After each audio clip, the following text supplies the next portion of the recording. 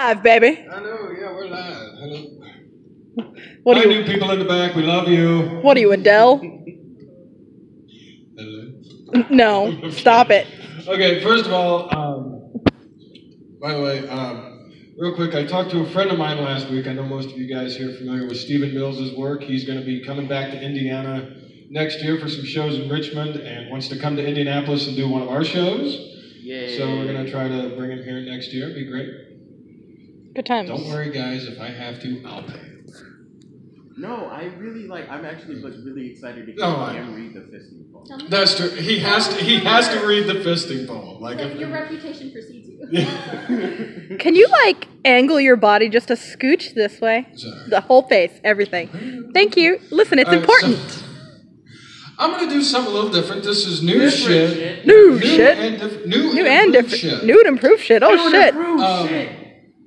I had a friend of mine asked me one time, by the way, for those of you who don't know, I'm a substitute teacher, believe it or not. I know. But I had a friend of mine ask me one time, they were like, well, Cher, if you could say anything to your students, what would it be? So I kicked that theme around a little bit, and this is what I wrote. This is what I would say to my kids. This is called Note from the Substitute. All right, kids, listen up real quick. I need all eyes up here. There are some things you need to know. First of all, do not be afraid to fail, to fall, to get the wrong answer, to flat out screw up. I flunked some tests when I was your age. I looked down and saw that dreaded red slashed F. And it wasn't just in elementary school. Oh no, I saw that angry slash more than once from the time I was a wee young kindergartner all the way through graduate school.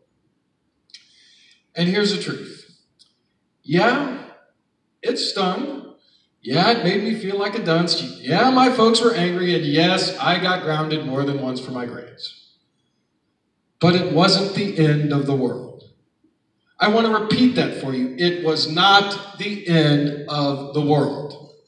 It only meant I still had more to learn. Speaking of tests, I'm going to let you in on a secret. Life does not begin or end with multiple choice, with true, false, with short answer, with essay answers. Yes, tests are important. Yes, myself and your regular teachers want you to learn this stuff. We need you to learn this stuff. But your worth as a human being does not depend on this test or the next test or any of the tests you will take sitting at this desk. Life's right answers aren't graded the next day. Life's right answers are graded right then and there. And life's right answers aren't dependent on whether you answered A, B, C, or D, nor are they dependent on whether you said true or false. Life's right answers are dependent on how you treat the person next to you, on how you treat the places you live, play, and eventually will work at. Here's the secret to life's right answers. Leave the place better than you found it. It doesn't have to be huge. You don't have to have your name engraved in the history books. It can be little things. A simple please and thank you. As simple as picking up the candy wrapper off the floor. As simple as a smile. Those things done 1,000 times a day are the right answers to life's test. Speaking of life's right answers, I'll let you in on another little secret.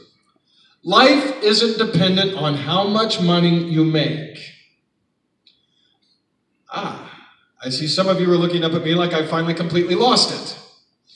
But Mr. Beck, the rich and famous seem to have it all. That isn't true. Passion makes your life worth living. I'm not a teacher 24/7. Outside the halls of this school, I'm an artist. I perform on stage and write poetry. I create not only by myself, I create with my friends as well. Do you think I'm rich because of it? No, not at all. If I put together all the money I've made as an artist, I could take my fiancée out for one nice night on the town. And that's for 12 years worth of work. No, I don't do it because it makes me rich. I've never been rich. I do it because it's my passion, and that's what you need to find. Find what makes your life spark. If it's playing basketball, go for it. So what if you're not going to be the next Michael Jordan? Are you happy when you're on that court? Then that's good enough. If it's singing in a show choir, go for it. So what if you're never going to get a top single as the newest, biggest pop star? Does singing on that stage make your eyes light up? Then it's good enough. If it's drawing pictures when you have the time, go for it. So what if you're never going to become the next Leonardo da Vinci? Do you feel alive when you look at the blank page? Then that is good enough. Here's the truth, kids. A lot of grown-ups lose their passions because they think they're not good enough, or they chase them dreaming of money, or life simply got in the way. Don't let life get in the way like that. Passion for something is what makes life worth living. Don't be afraid to try something new. I saw how many of your eyes lit up when I turned on the radio when you heard Miles Davis or Beethoven for the first time. You never heard music like that, did you? There's a whole beautiful world out there like that. Music and books and movies and works of great art that aren't splashed across the latest online charts. Chase them.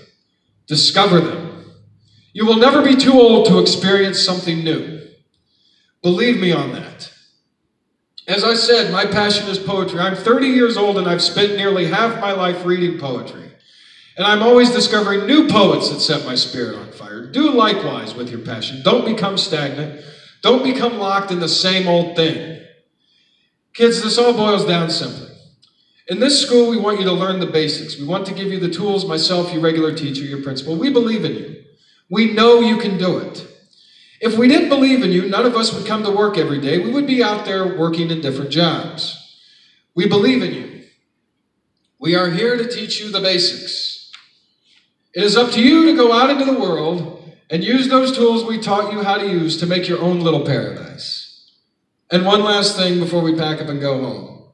Your regular teacher didn't assign any homework. So go home and have fun. What do y'all think?